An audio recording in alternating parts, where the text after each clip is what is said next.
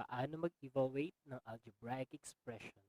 So, magandang araw sa lahat. So, nandito tayo ngayon para talakayin ang most essential learning competency na kung saan ang grade 7 learner natin ay dapat matutunan kung paano mag-evaluate ng algebraic expression given the values of the variables. So, ano ba ang evaluating algebraic expression? So, nung nakaraang video lesson, tinalakay na natin ang algebraic expression. Pag sinabi nating algebraic expression, so, ito yung expression na kung saan mawi-witness natin na may number or may constant at meron ding mga variable or mga letters na involved. So, paano ba i-evaluate ang algebraic expression?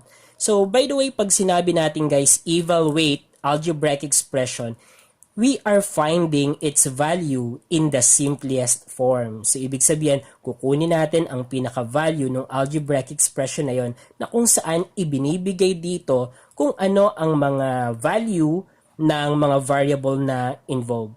Okay, so commonly, or kung bakit kailangan nating pag-aralan itong evaluating algebraic expression kasi sa math or sa daily life natin, hindi natin maiiwasan na pag-usapan ang area, 'di ba?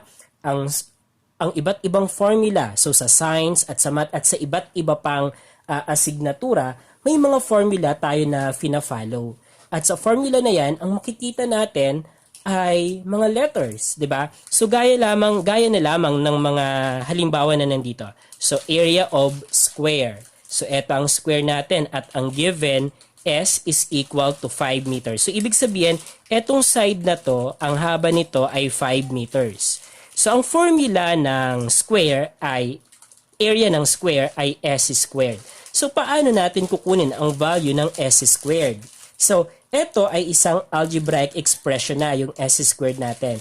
So para ma-evaluate natin yan, ang gagawin natin, kung ang S natin ay 5 meters, yung S na to ay re-replace natin or papalitan natin ng 5. Yun yung evaluating algebraic expression. So, yung S squared natin ay magiging 5. So, 5 squared. So, 5 squared na siya. Kasi yung S ay ginawa na nating 5 since 5 is the value of S or side ng ating square. Okay, then, isi-simplify natin 5 squared. Nung nakaraang video lesson, naturo ko na kung anong ibig sabihin ng number na nasa upper side, right side ng ating number. So, kung ito ibig sabihin base, ito naman ay exponent. So, ibig sabihin ng exponent natin, so yun yung bilang kung ilang beses natin i-multiply yung base sa kanyang sarili. So, since ang exponent ay 2, ibig sabihin this is equivalent to 5 times 5. So, ganyan, 5 times 5. This 5 times 5 is equivalent to 5 squared. So 5 times 5 is equal to 25. And then since area siya, ito ay, 'di ba, meters tayo. So meter times meters, that is meter squared or square meter. Okay. So in simplifying, 25 lang ang sagot natin. But in this problem, since we have involved ang square unit, ang unit measure natin, so kailangan na ikabit natin ang square meter natin. So, eto ibig sabihin, kung nakikita nyo yung square, no? So, ang area, kailangan alam natin to. So, kung 5 units ang side niya, so 1, 2, 3, 4. So, 1, 2, 3, 4, 5. Ayan. So, ito din, 1, 2, 3, 4. So, kung titignan mo, eto 1, 2, 3, 4, 5. Ito naman, 1, 2, 3, 4, 5. Pag binilang mo to, etong mga small squares dito, yun yung number of square meters. So, 1, 2, 3, 4, 5 plus 5. So, 10 plus 5, 15 plus 5, 20 plus 5, 25. So, we have 25 square meters. So, dito, na-apply natin ang evaluating algebraic expression sa pagkuha ng area ng square. Okay, next naman, rectangle. So, area ng rectangle. So, dito sa given natin, sa figure, ang given ay width.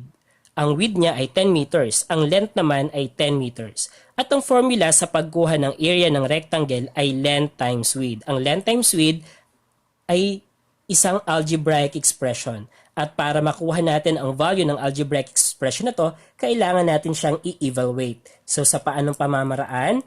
So gagawin natin ang length times width ng magiging number na siya. So ang width dito ay 10. So ang width ay ito. So ibig sabihin dito ilalagay natin 10 meters. Okay. And then ang length natin ay ito. So nandito siya. So ang length natin ay 15 meters. Okay. And then ang operation kapag pinagtabi lang ang letter, so LW, ibig sabihin yan, multiplication. So length times width. So ito, length times width. So 15 meters times 10 meters, that is equal to, so pag minultiply natin ng 15 and 10, that is 150. So ang 150 natin, yan na ang ating value ng evaluating algebraic expression. But regarding area, we have 150 square meters.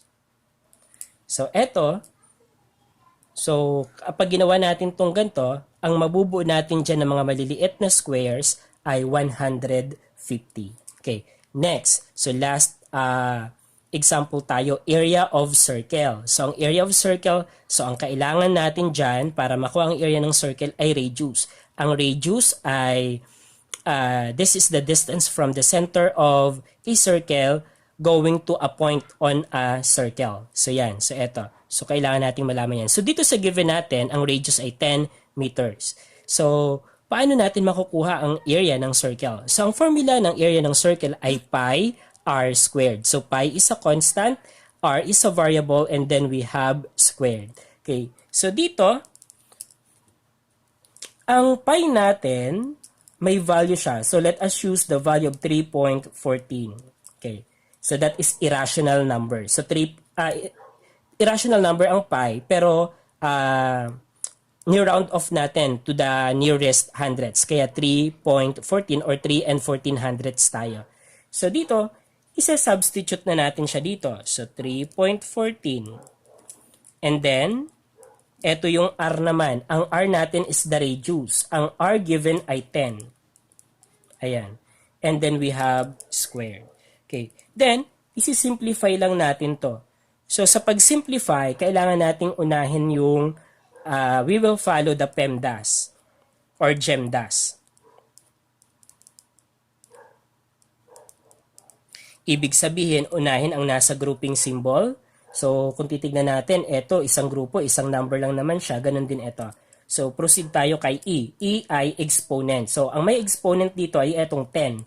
So, yan ang uunahin natin. So, pag sinabi natin 10 squared, ibig sabihin yan ay, so, ang 10 ay imumultiply sa kanyang sarili ng dalawang beses. So, 10 times 10. So, dalawa. So, ito na ang equivalent niya. And then, ito isi-simplify natin. So, pwede tayong gumamit ng calculator para masagutan iyon. So, we have 3.14 times 10 times 10. So, the answer is 314. Okay, so ibig sabihin, etong circle na to na may radius na 10 meters, ang area niya ay 314 square meters. Okay. So, yan ang dahilan kung bakit kailangan nating maunawaan ang evaluating algebraic expression. So, hindi lang ito ang may mga formula. So, sa science ay may mga formula din tayo. Sa math, mas marami tayong makakaharap na formula na kapaki-pakinabang sa real life situation natin. Kaya napakahalaga na maunawaan natin ang math.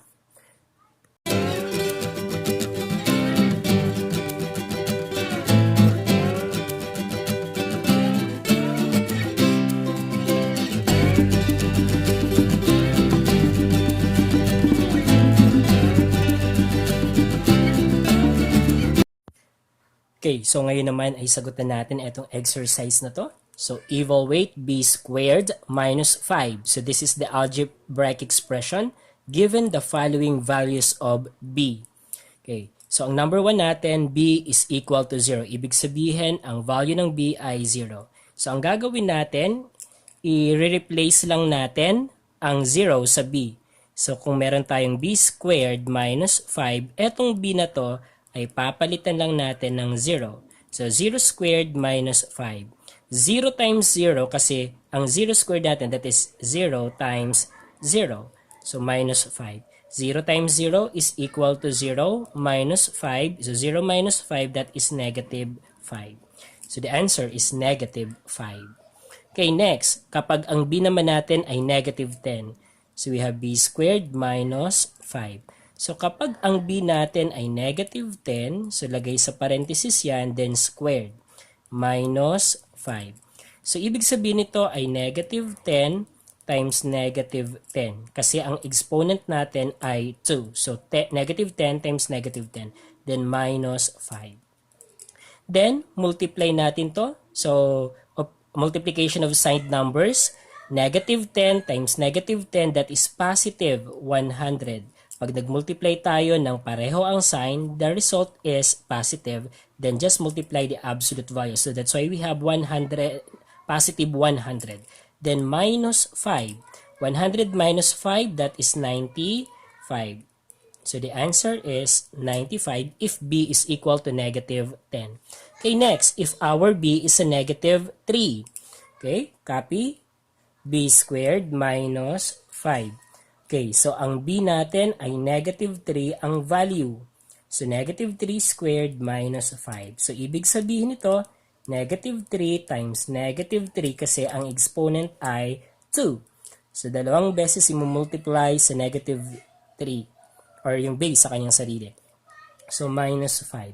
Negative 3 times negative 3, that is positive 9.